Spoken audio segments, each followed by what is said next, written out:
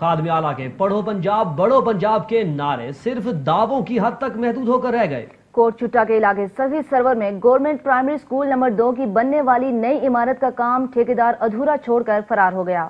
سردی کے باعث بچے اور اساتذہ شدید پریشانی کا شکار ہیں۔ مزید تفصیلات طارق مسوانی کی اس رپورٹ میں۔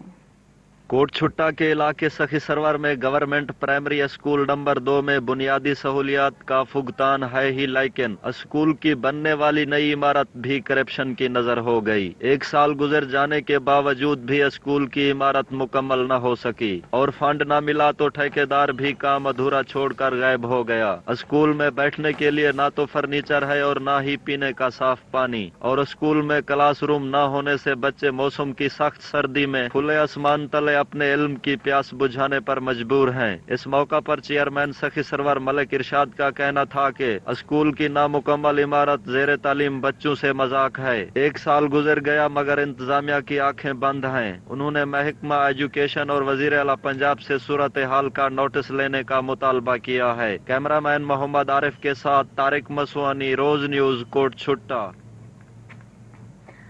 انفلوئنزا ایک جان لیوا مگر قابل علاج مرض ہے۔ گزشتہ 4